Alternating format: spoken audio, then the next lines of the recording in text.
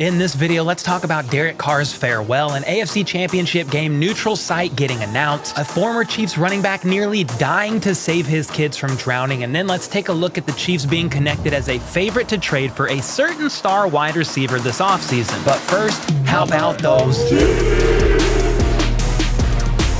What's up, guys? First up, the NFL announced today a location for the neutral site AFC Championship game if, a big if, potentially, it happens to be between the Chiefs and the Bills. Of course, they both got to win their games, okay? One game at a time. Do not look ahead. Yeah. However, at least season ticket holders and others who were at least curious now know where said game may be played. Ian Rappaport reported this morning that, quote, Mercedes-Benz Stadium in Atlanta would host a potential AFC Championship game between the Buffalo Bills and Kansas City Chiefs on Sunday, January 29th at 6:30 p.m.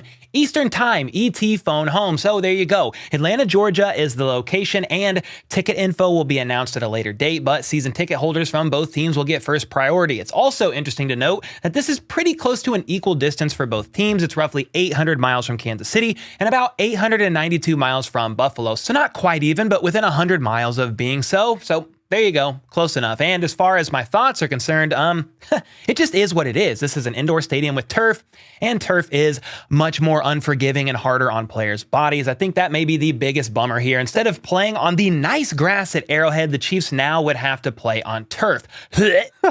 A couple positives, though. It is not the worst field out there, and with it being in a dome, there's no weather elements that would affect, things like deep passes, field goals. It won't be too hot, won't be too cold, etc. All of this, though, is a big what if at the moment, so don't stress about it too much. The Bills still need to beat the Dolphins in the wild card round, which will probably happen, if we're going to be honest, but then they also need to win their divisional round matchup, which could very well be against the Bengals, and then the Chiefs need to win their divisional matchup as well. So first things first, handle the divisional round business. Patrick Mahomes' trainer, Bobby Stroop, commented on my Twitter post today asking for everyone's thoughts on this neutral site location, and he said, no one has advanced to the AFC Championship game and everyone should shut up, which I found to be pretty funny as he's right. Neither team should get ahead of themselves here, though I do think it was needed for the site to get announced sooner than later for people planning on or hoping to be able to go to the AFC Championship game and make travel arrangements and all that good stuff. All right, next up, Raiders quarterback that is soon to be traded or released, Derek Carr, was trending today on Twitter, along with the Passion of the Christ too. I have no idea why. Maybe because he's a Christian. Not sure, but it was funny to see. Anyway, he made a public statement today addressing Raider Nation, sharing that it's been an incredible 9-year journey, and he once said that if he's not a Raider, he would rather be at home instead of playing for another team. However, he never envisioned his time with the team ending this way and still has a fire to win a championship that still rages in his soul, meaning he's not done and wants to continue playing and giving all that he has to whatever team he ends up on next season. And honestly, I appreciate that mindset about Derek Carr.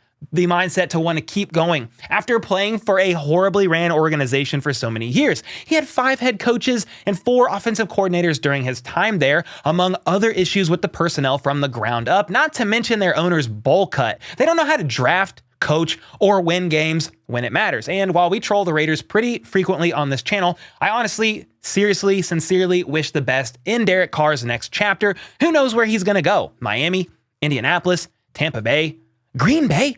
If Aaron Rodgers retires, I don't know, but I do know this. Wherever he ends up, I think he will be glad that he's no longer representing that organization, especially with how they treated him near the end. All right, next up, we got to talk about former Chiefs running back Peyton Hillis. Hillis recently almost drowned last week, saving his 2 kids and 2 other adults, and is now on the road to recovery, thankfully. But first, here's a short bit about Hillis and his time with the Chiefs. He was drafted by the Broncos in the 7th round of the 2008 NFL Draft, played for them for a couple of years, got traded to the Browns in 2010, and then signed with the Chiefs at the conclusion of the 2011 season after he became a free agent. He only played in KC for the 2012 season, so 1 year, but he finished the season with 309 yards on 85 carries as a backup to Jamal Charles. So can you really blame him? Jamal Charles was him. Anyway, he then moved on to play for the Bucks and the Giants before retiring in 2015. Now let's fast forward to last week, January 5th, where I believe he was at a resort with his kids, girlfriend, and possibly either other friends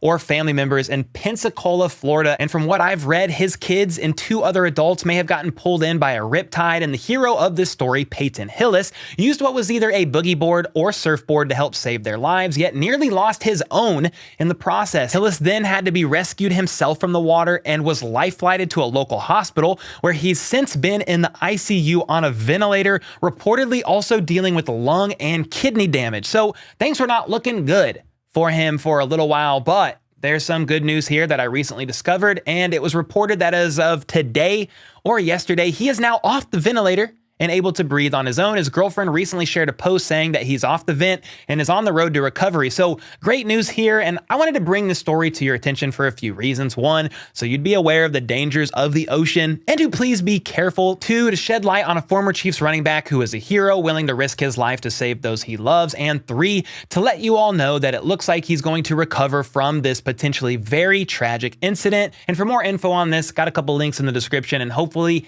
he fully recovers and is home soon with his family. I would love that. All right, from here, we got to talk about off-season trades, or at least one uno off-season trade. Yes, already, even though the Chiefs are still in the postseason, their season's not over, because for some reason, the Chiefs are listed as trade favorites for an incredible wide receiver, which, is cool to see initially, but when you think about it, said receiver has had some recent injuries over the past couple of years, just recently got suspended, and he's getting a wee bit up there in football years. He'll be 31 in June. So let's take a look at this. First, a couple days ago, multiple sources confirmed that the Arizona Cardinals, who basically are cleaning house by firing head coach Cliff Kingsbury, and their GM recently stepped down due to health issues, plan on attempting to trade wide receiver DeAndre Hopkins. I read elsewhere that Hopkins wants out of Arizona anyway, possibly wanting to go to a more pass-happy offense and a team that's already a playoff contender. And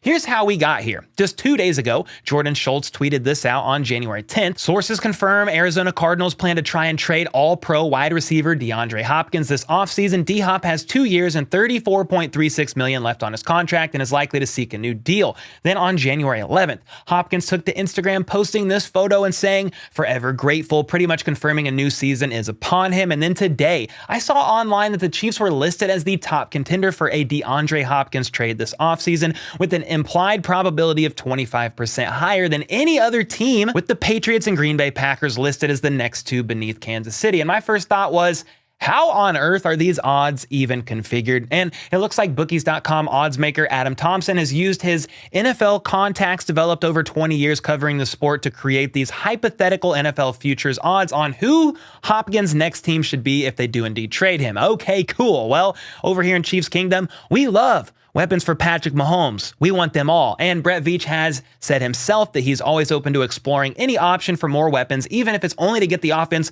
1% better. But is this something that even makes sense for Kansas City? I'm not so sure it does. DeAndre Hopkins is an incredible athlete. Yes, that much is true. He put up monster numbers during his time with the Texans and even put up 1,407 yards and 6 touchdowns as recently as 2020 with the Arizona Cardinals. But he's dealt with injuries, a recent suspicion, and will also be 31 years old in June. As far as the injuries go, he missed several games in the 2021 season due to a hamstring injury, and then in December, he suffered a torn MCL that required surgery and put him out for the rest of the season. Then, at the end of this season, it was reported that the same knee was flaring up and bothering him again, causing him to miss the last couple of games. You never know, though. He could have been lying about that because the Cardinals season was way over by that point. Kyler Murray was out for the season with a torn ACL or MCL, one of those, and everyone knew it was over. If it is true, though, that's not the best sign for any teams that may want to trade for Hopkins this offseason to know he couldn't finish the season out with a flare-up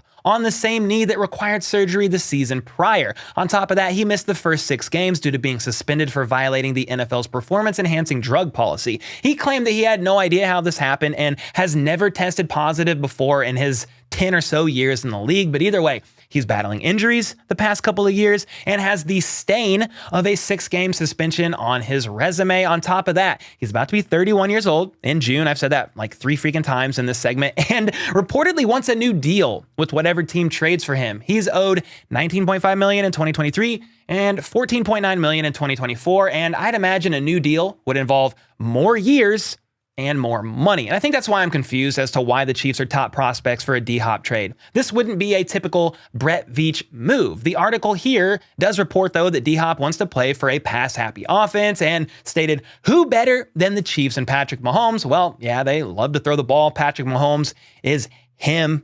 And it also is true that both Juju Smith-Schuster and Mecole Hardman are free agents this offseason, but you tell me, would you rather re-sign a 26-year-old receiver in Juju Smith-Schuster who has proven he can thrive in this offense, or let him go and trade for DeAndre Hopkins, a receiver who's older, 5 years older, is going to require draft picks in this trade, which is the first time I've brought up that negative point, and also has some recent injury history. To be fair, though, I know Juju has had his share of injuries as well. He missed a lot of last season, but this season, he's been healthy all season long, minus that concussion where he missed a couple of games. Meanwhile, Hopkins ended his season with a flare-up on that same knee that needed surgery last season. So if I had to choose, I am choosing Juju Smith-Schuster without hesitation. Sure, D-Hop is awesome. I loved watching him ball out for years, but Juju, 5 years younger, will cost 0 draft picks and is coming off of a season with 933 yards with the Chiefs, and that's with missing like 2.5 games